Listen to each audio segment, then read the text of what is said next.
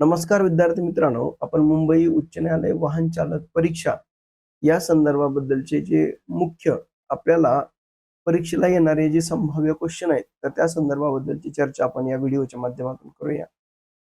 Motor वाहन कायदा 1988 चा कलम 113 अन्वये चालकाने कोणत्या परिस्थितीत वाहन चालवू नये? तर वाहनाचे प्रमाणपत्र भार क्षमतेपेक्षा अधिक वजन असल्यास चालवू नये. म्हणजे लक्षात ठेवा की कलम 113 हे वाहनाचं वजन मर्यादा आणि लोडशी संबंधित आहे. त्यामुळं भार क्षमतेपेक्षा अधिक वजन असल्यास वाहन चालवणं कायद्याने गुन्हा आहे. टेल गेटिंग या शब्दाचा अर्थ काय आहे? लक्षात ठेवा, पुढील वाहनामागे अगदी नजीक धोकादायक रीतीनं वाहन चालवणं हा या टेलगेटिंगचा अर्थ आहे. म्हणजे टेलगेटिंग म्हणजे पुढील वाहनाच्या मागे अतिशय जवळून वाहन चालवणं. यामुळे अपघाताची शक्यता वाढते. कारण अचानक ब्रेक लावल्यास अंतर हे काय होतं? कमी पडतं. एकमार्गी म्हणजे वन वे वाहतुकीच्या रस्त्यावर खालीलपैकी काय करण्यास बंदी आहे? तर लक्षात ठेवा, रिव्हर्स गिअर्समध्ये वाहन चालवण्यास ही वन वे मध्ये बंदी असते. म्हणजे एकमार्गी वाहतूक म्हणजे एकेरी वाहतूक असते. अशा रस्त्यावर उलट दिशेनं रिव्हर्स गिअर चालवणं धोकादायक असतं आणि त्यामुळं रहदारीला देखील हा अडथळा निर्माण होऊ शकतो. एक मोटारसायकल स्वारानं आपणास तीव्र वळण घेऊन ओव्हरटेक केले तर आपण काय कराल? तर गती कमी करून सुरक्षित अंतर ठेवाल. म्हणजे रस्त्यावर रागावण्यापेक्षा सुरक्षिततेला प्राधान्य द्या. समोरच्या वाहनाची गती आणि धोका ओळखून आपल्या वाहनाचा वेग कमी करणं हाच सर्वोत्तम मार्ग आहे. जड वाहनाकरता महाराष्ट्रातील कमाल वेग मर्यादा किती आहे? तर जड वाहनासाठी कमाल मर्यादा ही ताशी 65 किलोमीटर ही आहे. म्हणजे महाराष्ट्रामध्ये जड वाहनांसाठी हेवी व्हेइकल्सला सुरक्षिततेच्या दृष्टिकोनातून 65 किमी ही कमाल वेग मर्यादा ही निश्चित केलेली आहे. म्हणजे ट्रॅक्टर असेल तर 20 किलोमीटर, ऑटो लॉरी असेल तर 40 किलोमीटर, बस असेल तर 50 किलोमीटर, कार असेल तर 60 किलोमीटर हा आपल्याला उल्लेख करता येईल. दुचाकी वाहन चालवण्याचे शिकाऊ लायसन्स असताना आपण काय करू शकतो? तर पक्के लायसन धारक व्यक्ती मागे असेल तरच वाहन चालवू शकता. म्हणजे शिकाऊ चालकाने म्हणजे नेहमी एक अनुभवी वैद्य पक्के लायसन असलेल्या व्यक्तीच्या देखरेखीखालीच वाहन चालवलं पाहिजे, जेणेकरून आपत्कालीन स्थितीत मदत मिळू शकेल. वाहन टोईंग करून नेताना दोन वाहनामध्ये किती पेक्षा जास्त अंतर असू नये? तर ते 5 मीटरपेक्षा जास्त अंतर नसू नये. म्हणजे वाहन टोईंग करताना सुरक्षिततेसाठी दोन वाहनामधील अंतर हे 5 मीटरपेक्षा जास्त नसावं. कारण जास्त अंतर असल्यास मधून जाणारे पादचारी किंवा इतर वाहनं धोक्यात येऊ शकतात. दिवे लावलेल्या रस्त्यावर रात्रीच्या वेळी वाहन चालवताना तुम्ही काय कराल? तर नजीकच्या प्रकाश ज्योत हे वापरा. शहरात दिवे असलेल्या रस्त्यावर नेहमी लो बीम वापरा. त्यामुळे समोरून येणाऱ्या चालकाच्या डोळ्यावर थेट प्रकाश पडत नाही आणि अपघात हे टाळता येतात. मोटार वाहन धोकादायक होईल अशा स्थितीत उभे करण्यासंबंधीचे कलम कोणतं? तर कलम 122. यामध्ये लक्षात ठेवा की कलम 122 नुसार वाहन रस्त्यावर अशा प्रकारे उभं करणं ज्यामुळे इतरांना धोका निर्माण होईल किंवा अडथळा येईल हा दखलपात्र गुन्हा आहे.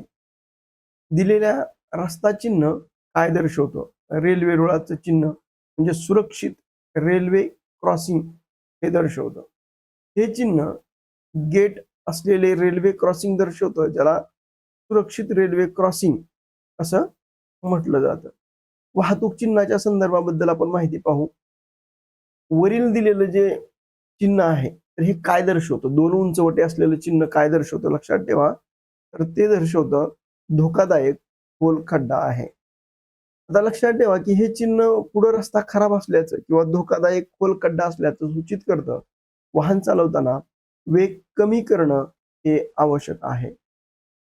आता हा जो खालीलपैकी त्रिकोणी आकारात खाली तोंड असलेला बाण काय दर्शवतो? तर लक्षात ठेवा, मार्ग द्या, गिव्ह वे असं दर्शवतो. वाहतूक नियमामध्ये उलटा त्रिकोण हा मार्ग द्या किंवा गिव्ह वे असा अर्थ दर्शवतो.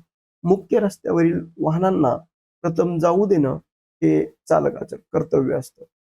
आता नो ओव्हरटेकिंग साईन जे आहे ते 2 वाहनं एकापुढे एक असून त्यावर तिरकी लाल रेघा असलेलं चिन्ह काय दर्शवतं? लक्षात ठेवा, ओव्हरटेकिंग करण्यास मनाई आहे.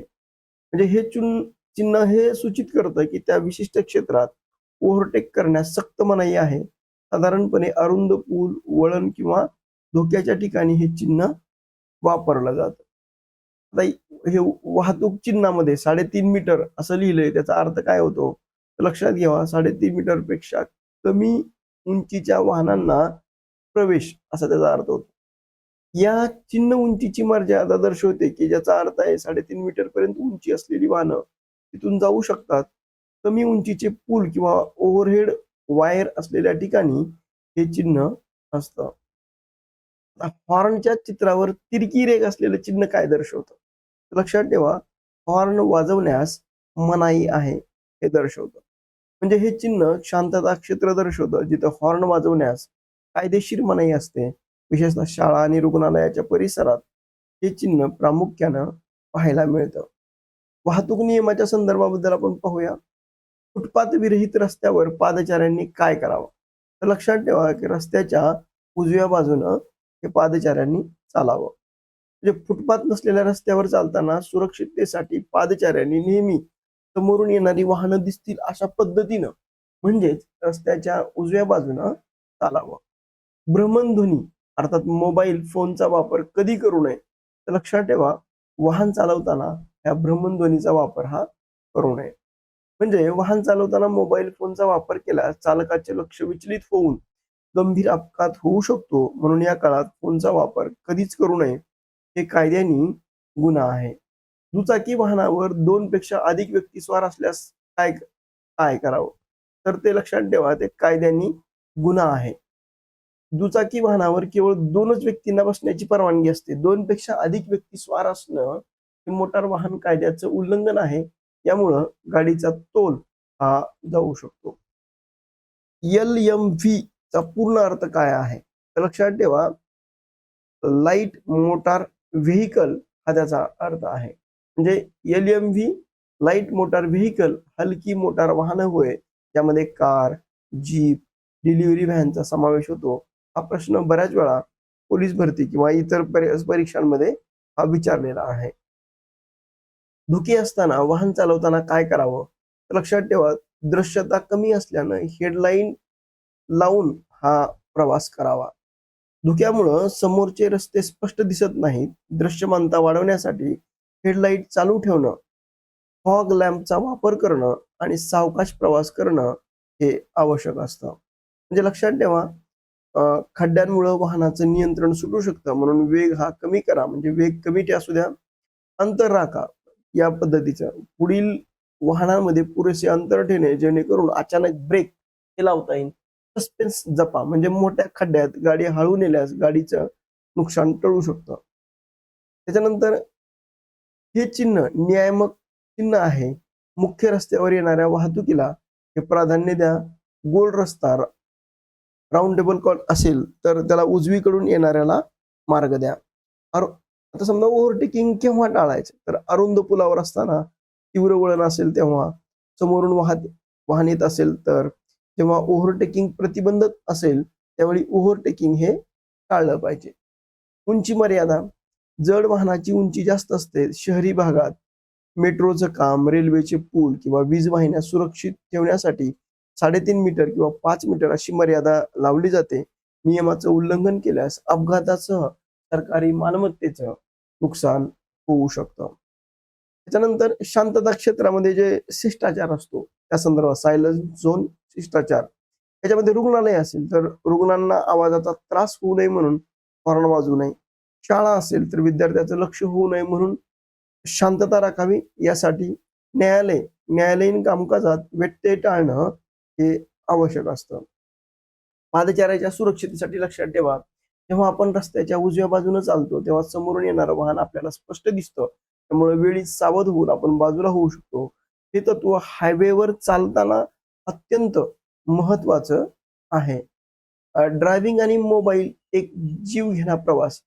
प्रतिक्रिया देण्याच्या वेळेत वाढ, एका हाताने स्टीअरिंग धरल्यास नियंत्रण सुटणं, दृष्टी रस्त्यावरून विचलित होणं आणि मानसिक ताण वाढणं. आता ट्रिपल सीट अपघाताचं निमंत्रण म्हणजे तोल जाणं, म्हणजे गाडीच्या रचनेपेक्षा जास्त वजन पडल्यानं ब्रेक लावताना गाडी घसरतं. कायदेशीररित्या प्रवास केल्यास अपघाताच्या वेळी विमा मिळत नाही, म्हणून विमा हा नाकारला जातो. आता हे जे वाहनाचे प्रकार आहेत म्हणजे LMV NT हे खाजगी कार आणि जीप आहे. LMV TR म्हणजे टॅक्सी कमर्शियल गाडी म्हणून आपल्याला त्याचा उल्लेख करता येईल.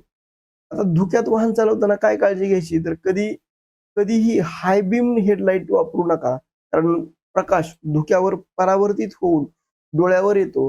त्याऐवजी लो बीम आणि फॉग लॅम्प हा वापरावा.